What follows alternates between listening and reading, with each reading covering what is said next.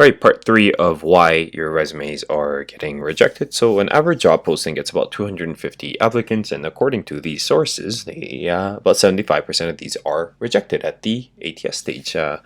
And only the top candidates, the top 25% of candidates, actually make it to the in person screening.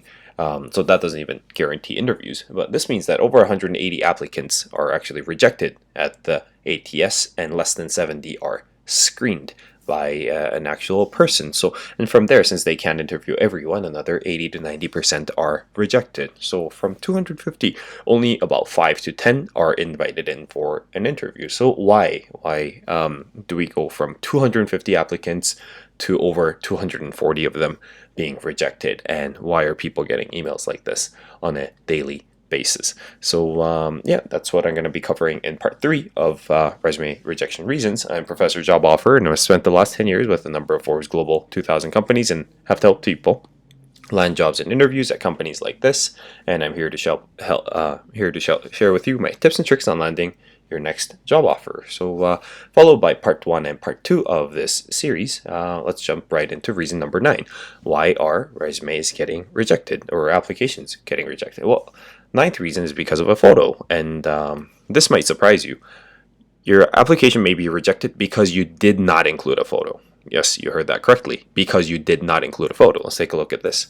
This particular company, a multi-billion-dollar company, it says right on their application, to complete your application, please ensure you attach a recent CV in English and a photograph. Yes, they want a photograph.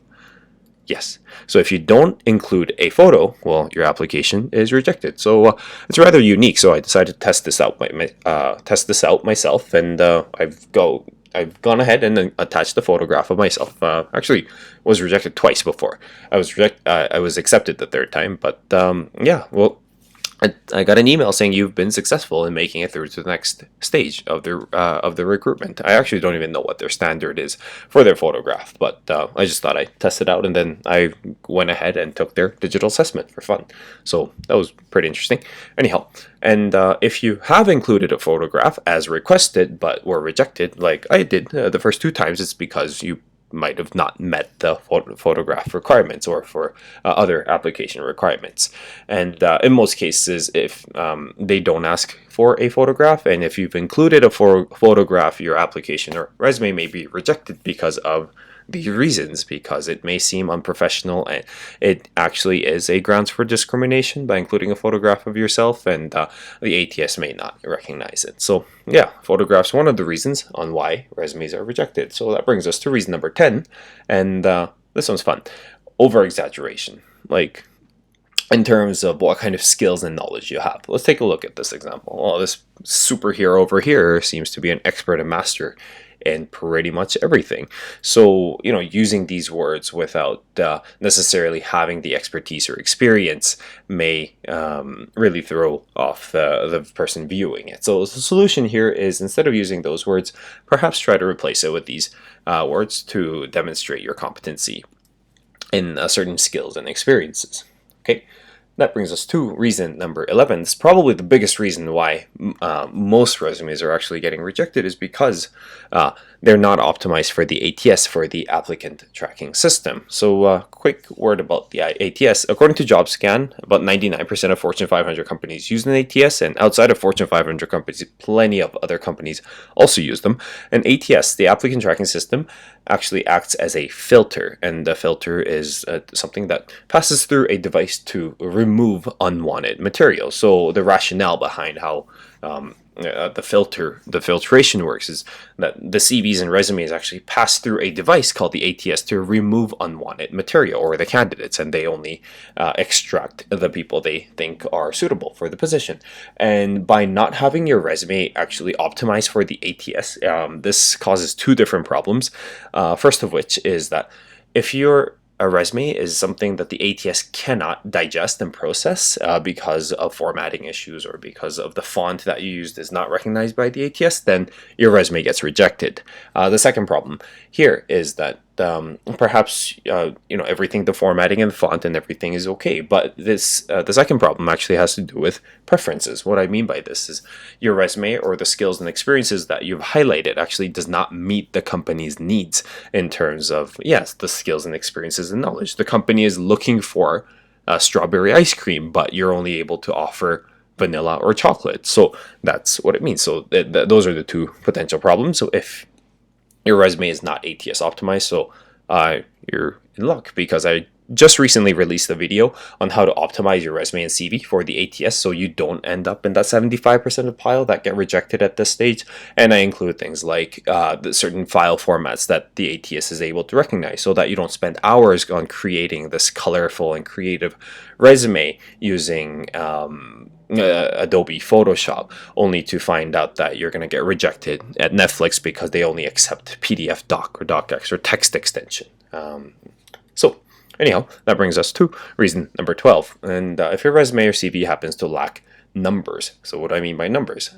This means to quantify your skills, experience, and achievements using hard data.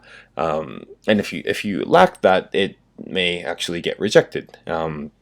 There is actually a high probability that it'll get rejected, because by having numbers, it actually helps to visualize, like, how many people did you work with, what percentage did you enhance something by. It also helps to add credibility to some of your achievements and experiences by having hard numbers, and also shows that what kind of performances or achievements that you've had, and demonstrates that an individual is result oriented.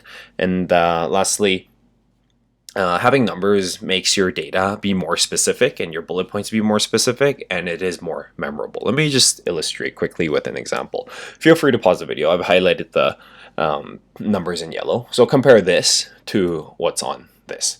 It's exactly the same information, just missing the numbers. See which one creates a better impact. So that brings us to the last reason, number 13, on why resumes are getting rejected, is because too many people are using, or people tend to use, a generic resume. What I mean by this, so sometimes called a general resume. So this is like one size fits all approach, where you put all your experiences in a single resume instead of really customizing it to the job, so that it's not really specific and it just remains very general. And the problems that this causes is that, well, we can detect right away. HR professionals, recruiters, hiring managers will know right away that, oh, this is a generic resume. Like, this person used this to apply for marketing or data analytics and communications, everything. It is easily detected. So, and by having a generic resume, it's very likely that you're going to be missing a lot of details, because you just don't have that space to highlight everything, and it just doesn't show much interest. It shows